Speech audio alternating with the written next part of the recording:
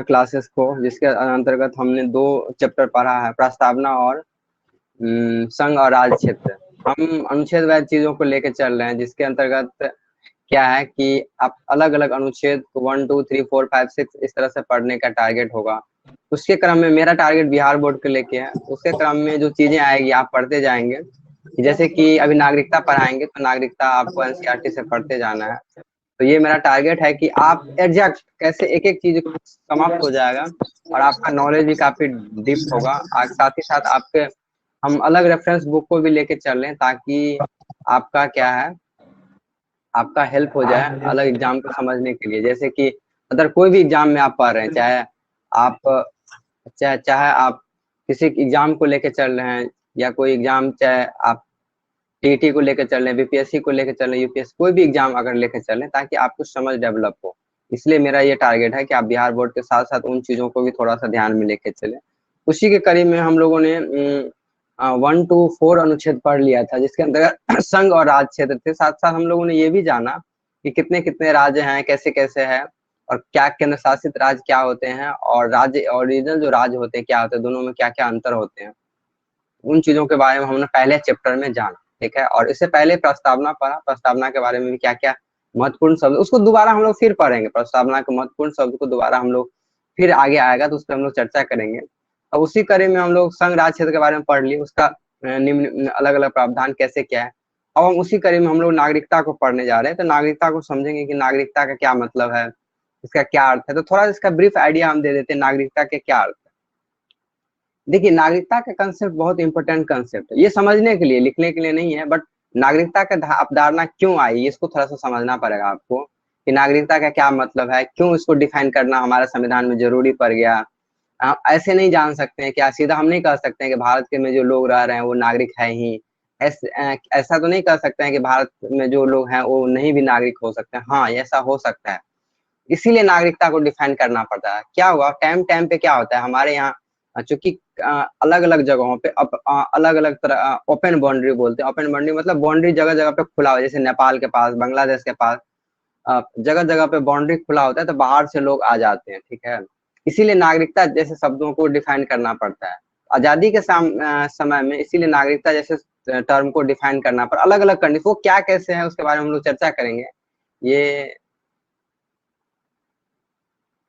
क्या होता है, क्या लिखा हुआ है डेप,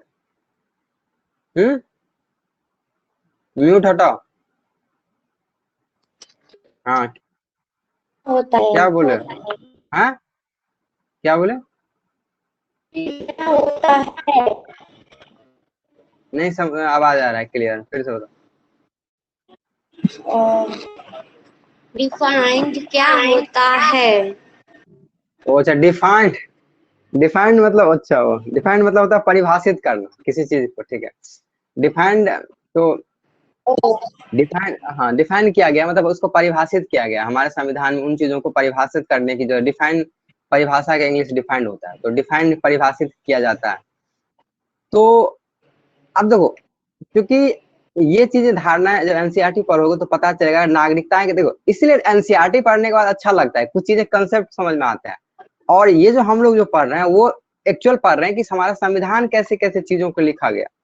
इसलिए दोनों को पढ़ के हमको समझ में बहुत सारी बातें आते हैं। तो एनसीईआरटी पढ़ने के बाद ये समझ में आता है कि हर नागरिक का उसका कुछ ना कुछ अधिकार होता है। जब आप दुनिया को देखोगे, अलग अलग जगहों के बारे में जानोगे, जैसे अफ्रीका के बारे में, अमेरिका के बारे में जान, वहां जो ब्लैक और गोरे का जो भेदभाव है, नागरिक अपने नागरिक के बीच जो भेदभाव है, तब नागरिकता का कंसेप्ट समझ में आता है। सोचो, अपने नागरिक के बीच भेदभाव है, तो हमारे देश में रह रहे नागरिक का क्या मतलब होगा, उसके बीच कितना भेदभाव होगा। इसीलिए नागरिकता सबको क्लियरली डिफाइन करना पड़ता है, उसको समझना पड़ता है, फिर नागरिक के अधिकार को भी समझना पड़ता है। इसलिए जो बाहर से जो नागरिक आते हैं उसका क्या अधिकार है उसको भी समझना पड़ता है, कौन से अधिकार बाहर के नागरिक को मिलेगा या नहीं मिलेगा, इसलिए इन सब बातों को समझना पड़ता है।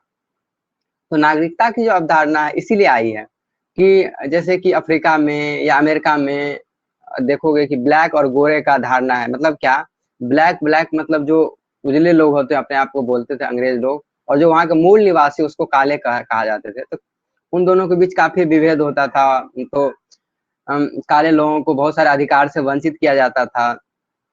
तो बहुत सारा इस तरह से अलग अलग जगहों पे ये इस तरह की घटनाओं को देखा गया है। इसीलिए नागरिकता शब्द का कंसेप्ट आया कि नहीं, सच में नागरिकता का क्या मतलब होना चाहिए और जिस देश में लोग रह रहे हैं उसमें नागरिक का अपना अधिकार क्या होना चाहिए, ठीक है ना। इसीलिए भारत के देश में नागरिकता को डिफाइन करने की जरूरत। अब आजाद हो गया, सपोज देखो आजाद हो गया, अब कैसे, अब तुम सोचो कैसे इसको जरूरत पड़े। अब आजाद हो गया हमारा भारत देश, उस समय पाकिस्तान का मामला था, बांग्लादेश का मामला था, तो मेन हमारे यहाँ इंडिया और पाकिस्तान का मामला था। अब कुछ लोग वहां गए, फिर कुछ लोग यहाँ से आए, इसीलिए इन सब चीजों को फिर डिफाइन करना पड़ा। ये डिफाइन इसलिए करना पड़ता है कि अब कुछ लोग बोलते हैं कि हमारा जमीन भारत में रह गया, कुछ लोग बोलते हैं हमारा जमीन पाकिस्तान में रह गया। तो इन सारे चीजों को क्लियरली डिफाइन किया गया है कि अगर इस समय के बीच आप रहते हैं, इस आवाज कट रहा है, आवाज कट रहा है, आवाज कट जाता है क्या बीच बीच में? Hello hello. तो अच्छा सुनो, कोई बात नहीं, बीच बीच में कट जाता है कोई। देखो सुनो, तो क्या कर रहे थे हम लोग, इसीलिए जब हमारा देश आजाद हुआ, वहां से रिपीट कर रहे हैं, हमारा देश आजाद हुआ तो पाकिस्तान था और भारत था, पाकिस्तान भारत था। तो उस समय में क्या हुआ कि बहुत लोग पाकिस्तान गए, बहुत कह रहे थे हमारा देश आजाद हुआ जिस टाइम में, तो पाकिस्तान था और भारत था। तो क्या हुआ कि कुछ लोग वहां गए, कुछ लोग यहाँ आए, तो इसीलिए इसको परिभाषित करना पड़ा कि एक्चुअल भारत का नागरिक कौन कौन होगा। एक्चुअली भारत का नागरिक कौन कौन होगा, उसके लिए अलग अलग कंडीशन रखा गया।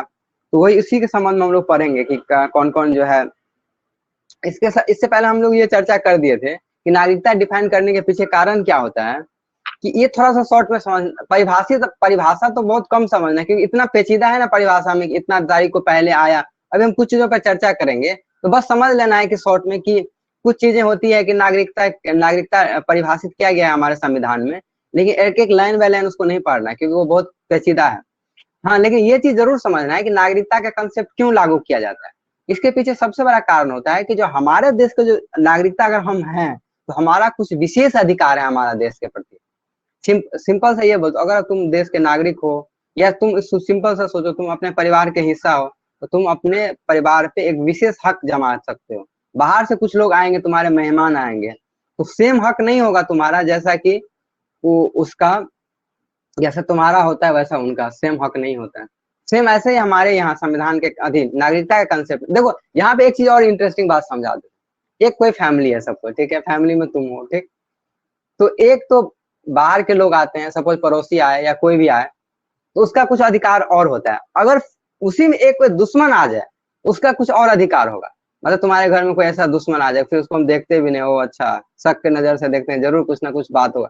ऐसे ही हमारे यहाँ नागरिकता कंसेप्ट में, नागरिकता में भी दो तरह के नागरिक हैं। मतलब एक तो हमारे देश का नागरिक होगा, और एक बाहर के भी नागरिक में दो देशों का अलग अलग तरीके से ट्रीट किया जाता है। एक तो होगा जो हमारे मित्र राष्ट्र हैं उसके नागरिक, उसके साथ हम लोग ठीक है प्यार से बैठाएंगे, अच्छा ठीक है हमारे दोस्त का बेटा, उसको अच्छा से खिलाओ पिलाओ, चाय वाय पिलाओ। लेकिन जैसे ही देखेंगे ओ मेरे दुश्मन का कोई है, तो मेरे दिमाग जरूर शक करेगा, ओ कोई ना कोई बात है, दाल में कुछ काला है। ऐसे ही होता है नागरिकता के संदर्भ में। जब एक तो खुद देश का नागरिक हुआ तो वो ओरिजिनल बात हुआ। एक होता है कि आसपास के पड़ोसी जो अच्छा जिसका संबंध है, उसका नागरिक हमारे देश में रहने आए, उसके साथ कैसा हम व्यवहार करेंगे। और एक होता है जैसे कोई इनेमी देश है, जैसे पाकिस्तान के साथ अगर कोई आता है, तो उसमें लोग शक के नजर से देखते हैं, ओ अरे कुछ तो बात होगा शायद। ऐसे ही होता है जैसे जनरल फैमिली में होता है, ऐसे नागरिकता के संदर्भ में होता है।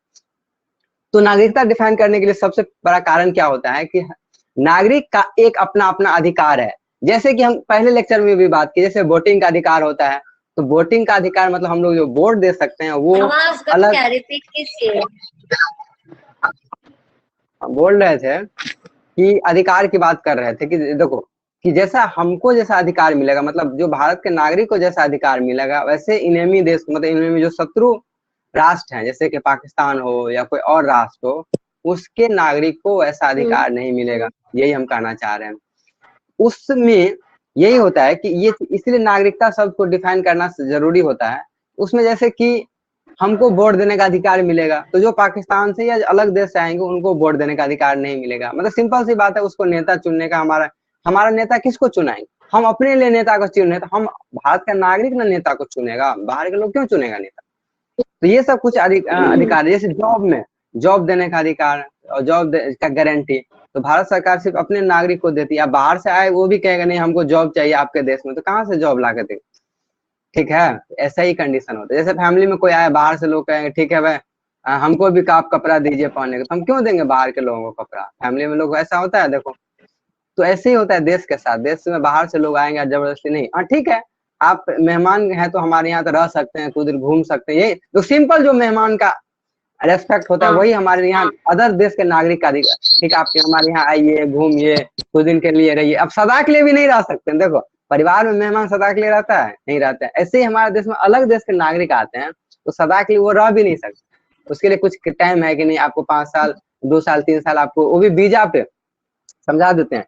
बिना वीजा का एंट्री नहीं होता है, मतलब आप परमिशन लेंगे वो ठीक है कि आप आपके यहाँ आ रहे हैं मेहमान नवाजी के लिए। लोग से बात कर रहे हैं आप, क्या हुआ? दूसरे देश के लोग के बात कर रहे हैं आप।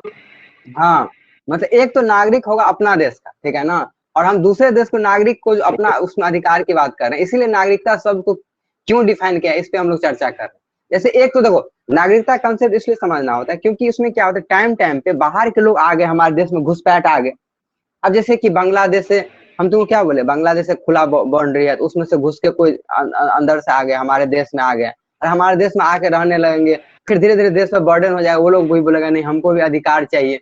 इसलिए इन चीजों को परिभाषित करना पड़ता है कि हमारा देश का असली नागरिक कौन है और कौन जबरदस्ती घुस आया है हमारे देश। ये समस्या इसलिए पैदा होगा कि तुम सोचो तुम्हारे घर में कोई लोग, एक परिवार है, अचानक 4-5 लोग आ जाएंगे मेहमान लोग और कहेंगे नहीं हम आप ही के बच्चे हैं, हमको रख लीजिए। तो सोचेंगे यार इस इतने बच्चे को हम खिलाएंगे पिलाएंगे कहाँ से, इसको कपड़ा कहाँ से देंगे।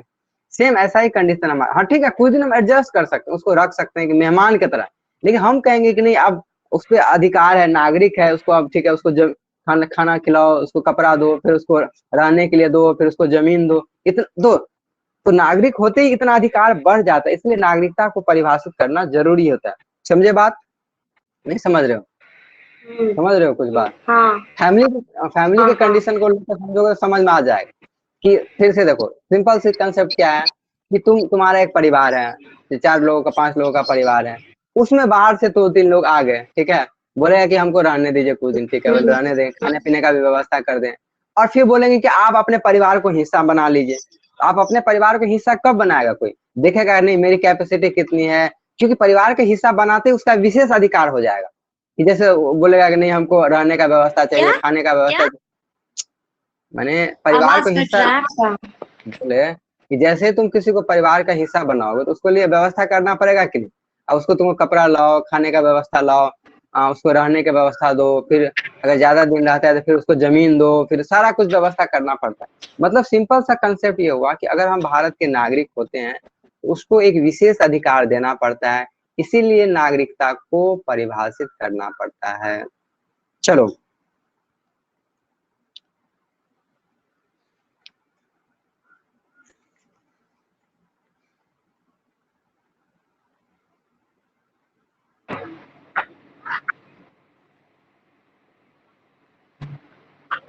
क्या हुआ, आवाज कट गया था?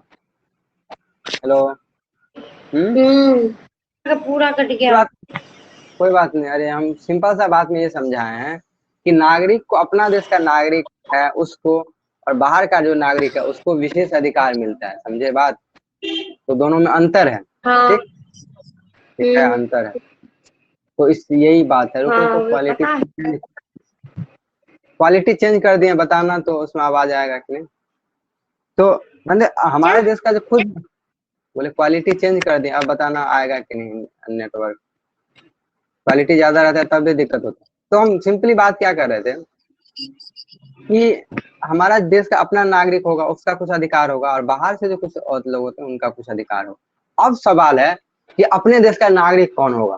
ठीक है ना। अब क्वेश्चन चिन्ह, अभी तक तो हम बात कर रहे थे कि नागरिक होगा, अपना देश का अधिकार होगा, लेकिन अब ये प्रश्न चिन्ह बनता है कि नागरिक कौन होगा। ठीक है, क्या समझे बात? सुन रहे कि ये नागरिक कौन है? उसी के लिए हमारे संविधान में डिफरेंट डिफरेंट अनुच्छेद 5 से 11 को जोड़ा गया है। समझो बात, क्या किया गया है? 11 चलो एक बार उससे हम देखेंगे कि क्या क्या चीज है उसमें कहा। 1 मिनट, चलो देखो, ये देखो, अब चलो हम लोग बात कर रहे थे कि सबसे पहले ये जानने का कोशिश करते हैं कि किस किस अनुच्छेद में इसका वर्णन किया गया है। तो सबसे पहला बात, भाग दू में किसका नागरिकता को परिभाषित किया गया, जिसके अंतर्गत पहला अनुच्छेद किसना कमा अनुच्छेद है, 5वां अनुच्छेद दिख रहा है। हेलो, हाँ ये देखो, चलो 5वां अनुच्छेद, ठीक है, सिर्फ नहीं दिखे तब बोलना कि नहीं दिख रहा है, ठीक है ना। वैसे 5वां अनुच्छेद है दिख ये, रहा है। देखो, संविधान लागू होने के समय नागरिकता ये इसको परिभाषित करती है कि संविधान लागू होने के समय नागरिकता का क्या क्या कंसेप्ट था, कि इसका मतलब क्या हुआ कि संविधान के निर्माण के उपरांत 26 जनवरी 1950 के समय कि भारत के कितने कितने चार तरह से नागरिक हुए, इसके बारे में चर्चा करेंगे। थोड़ा सा ज्यादा जानना जरूरी नहीं है क्योंकि ये सब कठिन चीज है। तो संविधान लागू होने के समय में नागरिकता का क्या मतलब हुआ, बस इसको इस आर्टिकल को समझने की कोशिश करना है, यही पूछेगा कि 5वां आर्टिकल जो है, 5वां अनुच्छेद है, किससे संबंधित है। तो ये संबंधित इससे है कि संविधान जो जिस समय में लागू हुआ उस समय में नागरिकता का क्या कंसेप्ट है, उसका क्या धारणा। इसके बाद छठा क्या है कि कुछ ऐसे व्यक्तियों को नागरिकता अधिकार जिन्होंने पाकिस्तान से भारत में प्रवर्जन किया। छठा अनुच्छेद में क्या चीज क्या है कि वैसे व्यक्ति, प्रवर्जन मतलब आया, ठीक है ना, वहां से आया, कहाँ से, पाकिस्तान से भारत आया, तो उसको कैसे हम नागरिकता देंगे। तो कुछ ऐसे व्यक्तियों को नागरिकता अधिकार जिन्होंने पाकिस्तान से भारत में प्रवर्तन किया, मतलब पाकिस्तान से भारत आया तो उसके लिए क्या नागरिकता का कंडीशन होगा, ये दूसरा किस अनुच्छेद में वर्णित है, छठा अनुच्छेद में इसके बारे में वर्णन किया गया। देखो पहला अनुच्छेद में तो सिंपली जो संविधान लागू के समय में जो नागरिक रहा था उसका क्या नागरिकता होगा, दूसरा पाकिस्तान से जो आया उसका क्या नागरिकता होगा, छठवां है कि पाकिस्तान के प्रवासी व्यक्तियों के नागरिकता का अधिकार क्या होगा। सुनो, ये देखो इस दोनों में अंतर है कि 7वां अनुच्छेद में क्या है कि पाकिस्तान से जो व्यक्ति आया, तो ठीक है ना, उस पाकिस्तान से आए नागरिकों को नागरिकता का अधिकार क्या होगा, यानी पाकिस्तान से जो आया उसका अधिकार वही होगा, क्या होगा, कैसे होगा, उसके संबंध में बताता है।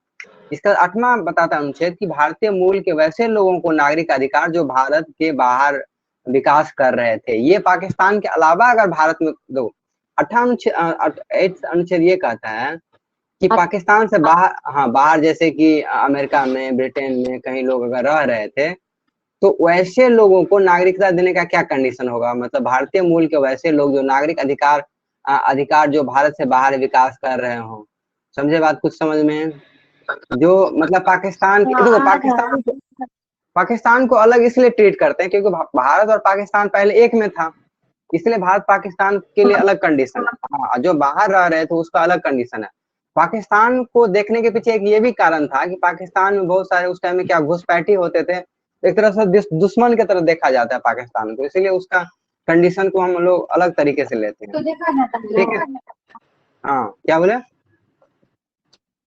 अभी भी तो देखा जाता है ना दुश्मन की तरह पाकिस्तान को। हाँ इसीलिए पहले से दुश्मनी है। तो भारतीय मूल के वैसे लोगों को नागरिकता अधिकार जो भारत के बाहर से विकास कर रहे थे। नम्मा है, जो व्यक्ति स्वेच्छा से विदेश राज्यों को नागरिकता प्राप्त कर रहे हैं उन्हें नागरिकता नहीं मिल सकती है। अब मतलब कंडीशन है, देखो ये नागरिकता छीनने का मतलब हुआ कि आपकी नागरिकता कब खत्म होगी, तो जब आप स्वेच्छा से क्या करते हैं, दूसरे देश के नागरिक बन जाते हैं। तो कितने अनुच्छेद में, 9 अनुच्छेद में इसके बारे में वर्णन किया गया है कि अगर आप किसी दूसरे के नागरिक बन जाते हैं कहीं दूसरे देश का, तो आपकी नागरिकता भारत में छीना जाएगी। इसके बारे में चर्चा करेंगे।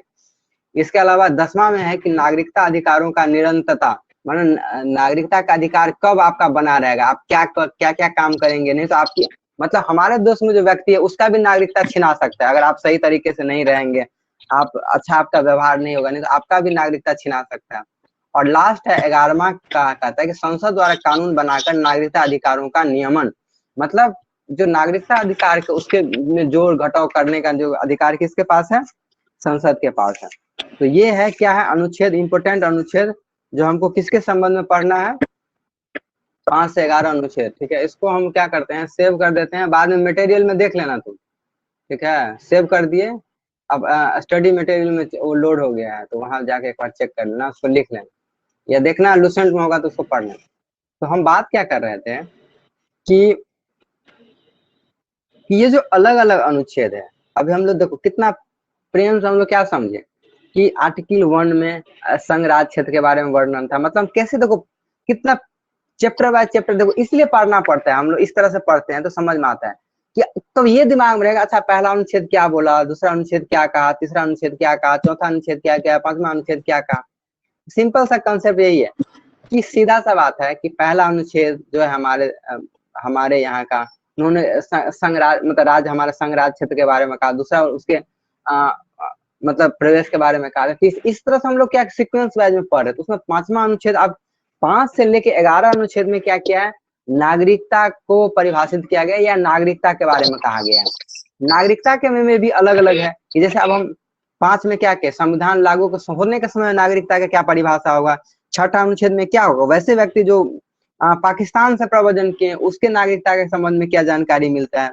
इसके अलावा 7वां अनुच्छेद में क्या है कि पाकिस्तान से कोई नागरिक बना तो उसका अधिकार क्या होगा, सेम अधिकार होगा कि कुछ अलग होगा। इस तरह से हम लोग अलग अलग अब हम लोग थोड़ा डिटेल से पढ़ेंगे कि नागरिकता का क्या संबंध है। देखो अब क्या है कि ये कहता है कि संविधान निर्माण के उपरांत 26 जनवरी 1950 को के अनुसार 4 श्रेणियों के लोग नागरिक बने। अब ये नागरिकता को परिभाषित किया गया है कि उस टाइम में नागरिक कौन थे, ठीक है। तो उसमें ये दिया गया है कि एक तो भारत में जो व्यक्ति रह रहे होंगे उसका कुछ नागरिकता का कंडीशन होगा, ठीक है। एक तो जो पाकिस्तान से आया होगा उसका कोई नागरिकता का कंडीशन होगा। एक तो जिसके दादा दादी नानी जो हमारा देश आजाद हुआ उसके कुछ नागरिकता का कंडीशन होगा। तो इस तरह से अलग अलग लोग होगा उसको नागरिकता मिलेगी, तो उसको डिफाइन किया गया है संविधान में, ठीक है। जैसे एक चीज बता दे, देखो क्या करा है, एक व्यक्ति है जो भारत के मूल निवासी है और 3 में से कोई एक शर्त पूरा करता है तब वो भारत का नाम, यदि उसका जन्म भारत में हुआ हो या उसका माता पिता में से किसी एक का जन्म भारत में हुआ हो या संविधान लागू होने के 5 वर्ष पूर्व में भारत में रह रहा हो। अब कुछ देखो इसलिए बोलते हैं ये बड़ा बड़ा परिभाषित है, बस इतना समझ लेना है कि कुछ कुछ कंडीशन में क्या होता है भारत को नागरिकता मिला। जैसे कि एक व्यक्ति है जो भारत के मूल निवासी है और 3 में से कोई एक शर्त को पूरा करता है, जैसे कि यदि उसका जन्म भारत में हुआ होगा, जैसे कि अगर मेरा जन्म भारत में हुआ तो हम मान लेंगे कि क्या हुआ, हम भारत के नागरिक है, या उसके माता पिता में से किसी एक का जन्म भारत में हुआ होगा या संविधान लागू होने के 5 वर्ष पूर्व में भारत में रह रहा होगा। तो ये 3 कंडीशन में से कोई एक कंडीशन लागू हो जाएगा तो उसको हम भारत का नागरिक कहेंगे। इसमें देखो इसलिए बहुत सारा परिभाषा दिया गया है, इसलिए नागरिकता में बहुत सारा परिभाषा दिया गया है तो हम उसको नहीं समझेंगे, बस समझेंगे अच्छा नागरिकता होता क्या है, उसका क्या क्या हम लोगों को बेनिफिट क्या मिलता है, उसको शॉर्ट में बस समझ लेना है।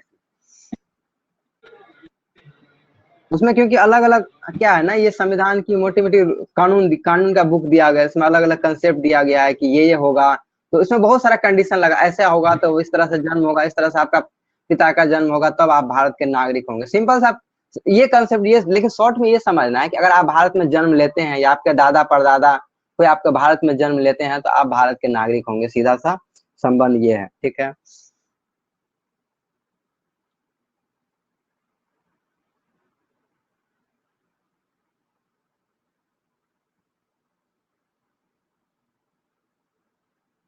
देखो अब जैसे एक कंडीशन पढ़ो पाकिस्तान वाला, ध्यान से सुनो। देखो अब जैसे पाकिस्तान के संबंध में कहा कि एक व्यक्ति, देखो इसमें थोड़ा क्या है, चूंकि ये रूल बुक है इसलिए बड़ा बड़ा लिखा हुआ है, तो इसमें क्या है, जैसे एक व्यक्ति जो पाकिस्तान से आया हो और यदि उसके माता पिता या दादी दादा अविभाजित भारत में पैदा हुए हो और निम्न में से कोई एक शर्त पूरा करता हो तो वह भारत का नागरिक बन सकता है। जैसे कि यदि वह 19 जुलाई 1948 से पूर्व हस्तांतरित हो अपने प्रवसन की, मतलब क्या कहने का मतलब है कि लंबा लंबा उसमें कंडीशन है तब आप भारत के नागरिक बन सकते हैं। तो 3-4 चीजें नागरिकता के संबंध में जो हमारे यहाँ पहले से परिभाषित किए गए। अब चलो थोड़ा सा उसमें हम लोग एक पढ़ते हैं कि नागरिकता अधिनियम 1955 क्या कहता है। मतलब ये तो ठीक है, कुछ कंडीशन ऐसा है कि अभी हम लोग जो परिभाषा पढ़ रहे थे कि भारत के संविधान में परिभाषित किया गया है कि किस किस कंडीशन में आप आजादी के समय में भारत के नागरिक हो सकते हैं। अब दूसरा कंडीशन ये है कि 1955 में दोबारा क्या हुआ, हम अब तुमको क्या बोले कि संसद के पास ये अधिकार है कि आप कानून हो सकते हैं, आप नागरिकता के संबंध में कोई कानून बना सकता है या घटा सकता है? तो पहले तो क्वेश्चन ये लिखो कि पहला नागरिकता अधिनियम कानून कब आया, ये क्वेश्चन आता है कि पहला नागरिकता अधिनियम कानून कौन है। तो 1955 का है पहला नागरिकता अधिनियम कानून। ठीक है, नागरिकता अधिनियम कानून।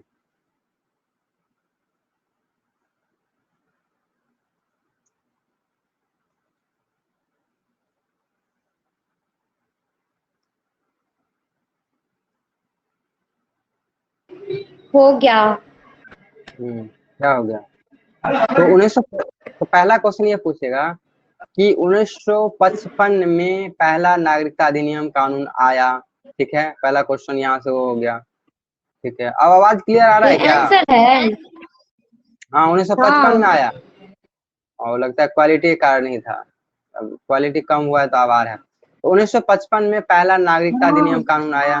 ठीक है, दूसरा अब क्या है कि नागरिकता अधिनियम कानून का क्या मतलब हुआ? नागरिकता अधिनियम कानून का मतलब हुआ कि संसद के पास ये अधिकार है कि अपने ये टाइम टाइम पे ये नागरिकता को परिभाषित करने के लिए, उसके अधिकार को कम करने के लिए, अधिकार को ज्यादा करने के लिए उसी कानून में बदलाव कर सकते हैं। इसी को हम लोग नागरिकता अधिनियम कानून बोलते हैं। तो अलग अलग समय पर जरूरत के अनुसार से संसद ने क्या किया है, नागरिकता अधिनियम कानून को लाया है। जैसे कि 1957, इसके बाद पहले 1955 में आया, फिर 1957 में आया, फिर 1960 में आया, फिर 1985 में आया, 1986 में आया, 1992 में आया, 2003 में आया, 2005 में आया, 2015 में आया, लास्ट 2019 में शायद आया था अभी सीए बिल जिसमें आया था। तो संसद जब जरूरत समझे तो टाइम टाइम पे नागरिकता अधिनियम कानून ला सकता है, उसमें किसी आदमी को जोड़े घटाए कुछ भी कर सकता है ये। तो आप देखो, सिर्फ हमारे संविधान में उस टाइम में ये बताया गया था, बस इतना समझ लो कि ये कंडीशन बताया गया है कि क्या क्या कंडीशन होने पर भारत के नागरिक होंगे। तो इस चीज को संविधान में परिभाषित किया गया है। लेकिन 1955 के बाद, सुनो यहाँ से क्वेश्चन आता है जो अब पढ़ा रहे हैं, 1955 नागरिकता अधिनियम 1955 जो आया उसमें ये लिखा गया, ध्यान से समझो, ये लिखा गया कि अगर भारत के कोई नागरिक नहीं है, सुनो ध्यान से, नहीं है और उसको नागरिकता चाहिए तो कैसे कैसे वो नागरिकता प्राप्त कर सकता है।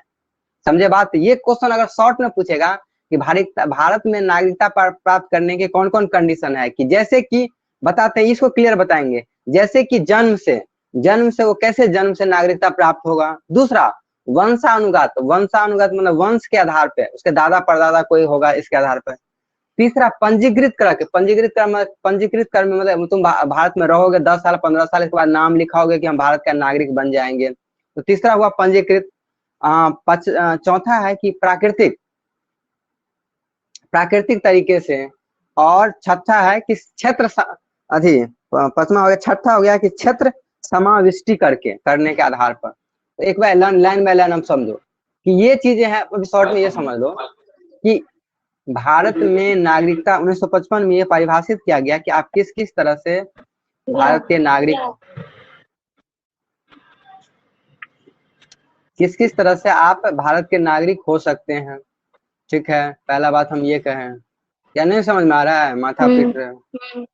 नहीं आएगा, एक बार एक दो बार पढ़ना पड़ेगा, नीचे देख रहे हैं इसलिए समझ में आ जाएगा धीरे धीरे, कोई बात नहीं। देखो इसमें क्या कर रहा है कि जब संविधान बना, ठीक है, तो उस टाइम में सिर्फ ये परिभाषित किया गया कि नागरिकता कौन कौन नागरिक होगा। लेकिन बाद में ये सोचा गया कि अच्छा कोई किसी को नागरिक बनना होगा भारत को, तो फिर क्या कंडीशन होगा। इसीलिए 1955 में नागरिकता अधिनियम लाया गया और उसमें वो प्रावधान को जोड़ा गया कि भारत में कैसे नागरिकता को प्राप्त कर सकते हैं। इसी के संदर्भ में हम लोग चर्चा कर रहे हैं कि जन्म से हम नागरिकता प्राप्त कर सकते हैं कैसे। जैसे कि कह रहा है, देखो भारत में, ध्यान से सुनो, भारत में 26 जनवरी 1950 या उसके बाद, परंतु 1 जुलाई 1947 से पूर्व जन्मा व्यक्ति अपने माता पिता के जन्म की राष्ट्रीयता के बावजूद भारत का नागरिक होगा। नहीं समझे? फिर से समझो, उसको समझाते हैं क्या। भारत में 1 जुलाई को या उसके बाद जन्मा व्यक्ति केवल तभी भारत का नागरिक माना जाएगा यदि उसके जन्म के समय उसके माता पिता में से कोई एक है। चलो बोला देखो था कि 26 जनवरी 1950 के 1950 ईस्वी के पश्चात जो नागरिक जन्म लेगा वो नागरिक होगा। नहीं नहीं, सुनो ना, फिर से समझो। हम क्या कह रहे हैं, अभी कह रहे हैं कि जन्म के आधार पर कैसे तुम्हारे माता पिता अगर हैं, तुमको नागरिकता मिलेगा कि नहीं, ये समझो क्या है कंसेप्ट इसके पीछे। कि कह रहा है कि भारत में अगर 26 जनवरी 1950 को या उसके बाद, परंतु 1 जुलाई 1947 से पूर्व जन्म के बाद या उससे पूर्व जन्मा व्यक्ति अपने माता पिता के जन्म को राष्ट्रीयता के बावजूद भारत का नागरिक होगा। मतलब क्या, उसके बावजूद भी उसका भारत का नागरिकता होगा। दूसरा लाइन समझो कि पहला कंडीशन ये है। दूसरा कंडीशन है कि भारत में 1 जुलाई को या उसके बाद जन्मा व्यक्ति केवल तभी भारत का नागरिक माना जाएगा यदि उसके जन्म के समय उसके माता पिता में से एक कोई भारत का नागरिक होगा। मतलब यहाँ 3 कंडीशन दिया हुआ है।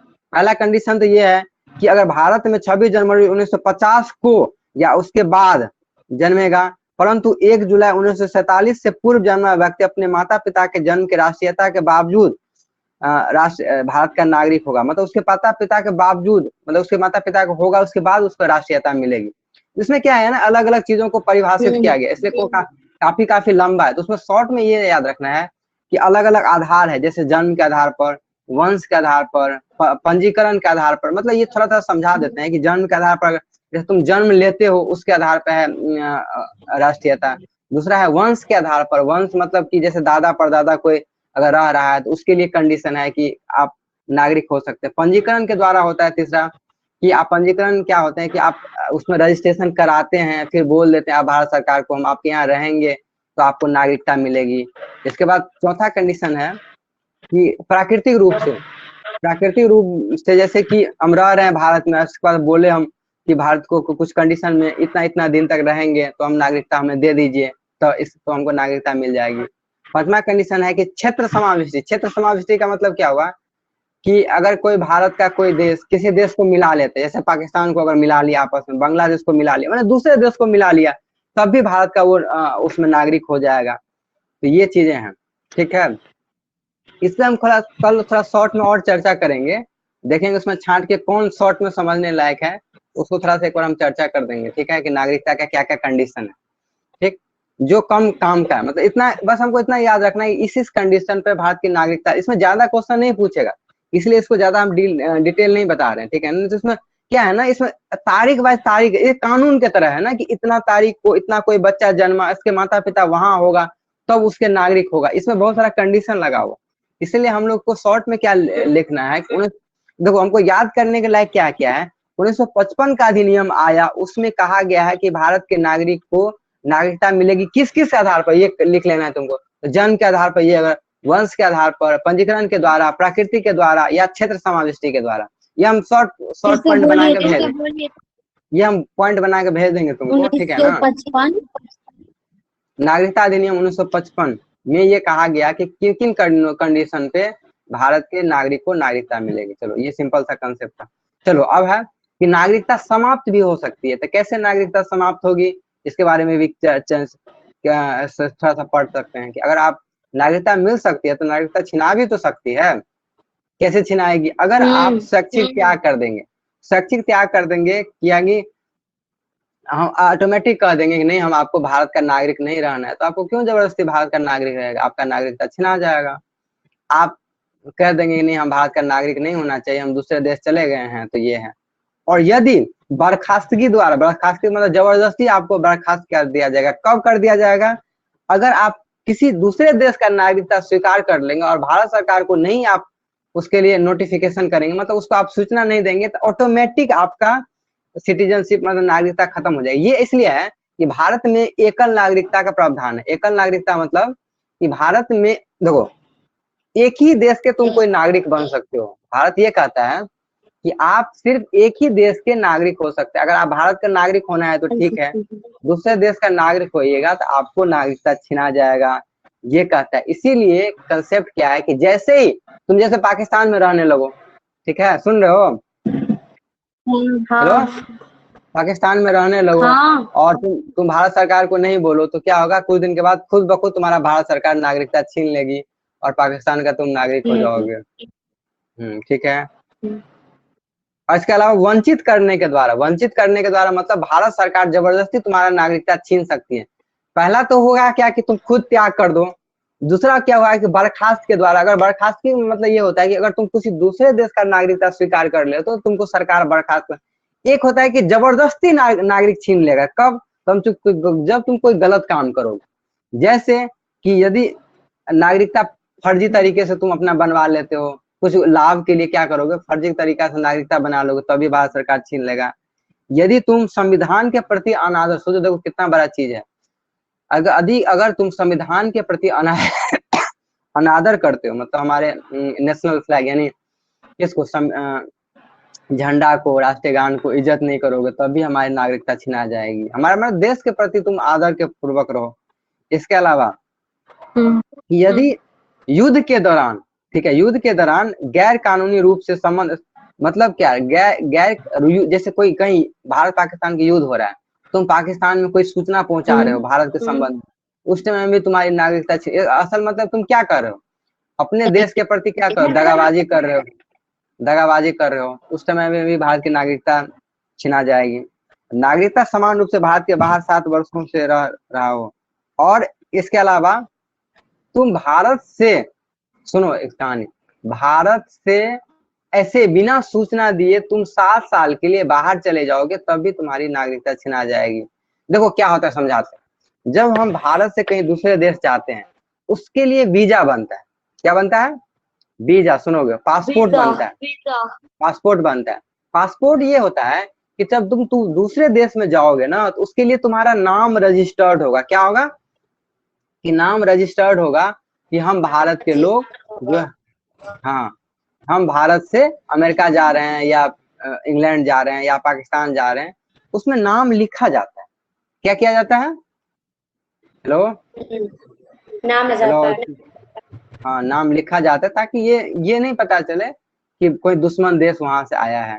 इसीलिए वहां पे क्या किया जाता है, तो तुम 7 साल तक बिना भारत सरकार को इन्फॉर्म किए हुए, सूचना दिए हुए वहां चल जाओगे, तभी तुम्हारा नागरिकता खत्म हो जाएगी। चलो एक कंसेप्ट और समझना है, ठीक है, तो थोड़ा सा हम समझा देते हैं कि एकल नागरिकता क्या होता है। एकल नागरिकता का अगर हो सकता है धारणा पूछे तो हम समझा देते हैं। देखो एकल नागरिकता, अब हम ये देखो नागरिकता लगभग खत्म हो गया, ठीक है ना।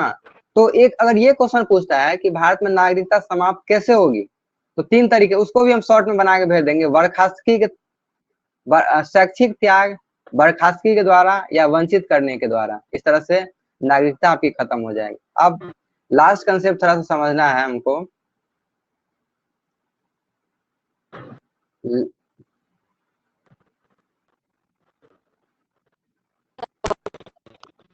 हेलो,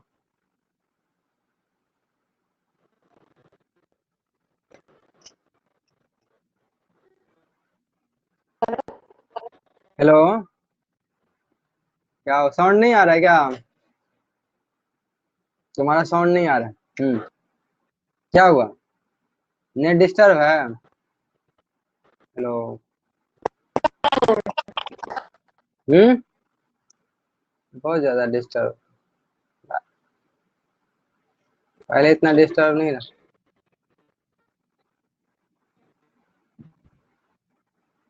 चलो थोड़ा सा ये कंसेप्ट पढ़ लेते हैं कि ये एकल नागरिकता का धारणा क्या है, फिर थोड़ा सा खत्म कर देंगे, फिर थोड़ा अगर नहीं सुन पाओगे तो कल उसको रिवाइज थोड़ा सा रिकैप करवा देंगे। एकल नागरिकता का क्या कंसेप्ट होता है कि एकल मतलब होता है एक नागरिकता। जैसे इसको इसलिए का धारणा इसलिए आया कि जैसे कि हम भारत देश में रह रहे हैं, ठीक है, भारत देश में रह रहे हैं और हमारा राज्य क्या है, अलग अलग राज्य, जैसे कोई बिहार में रहता है, यूपी में रहता है, तो आप कहने के लिए 2 जगह रह रहे हैं, एक केंद्र में रह रहे हैं और एक राज्य में भी रह रहे हैं। जैसे अमेरिका में है, अमेरिका देश है, अलग अलग राष्ट्र है, तो वहाँ 2 तरह के नागरिकता दी जाती है। एक तो अमेरिका का, और एक जहाँ राज्य में रह रहा है उसकी नागरिकता दी जाती है। लेकिन भारत में चूंकि संघीय व्यवस्था होने के बाद भी एकल नागरिकता का कंसेप्ट है कि सिर्फ आप एक ही आप नागरिक होंगे, सिर्फ सिर्फ एंड सिर्फ आप भारत के नागरिक होंगे। आप ये नहीं कह सकते हैं हम कि दूसरे देश का भी नागरिक है, ये बिल्कुल है। एकल नागरिकता का यही कंसेप्ट है कि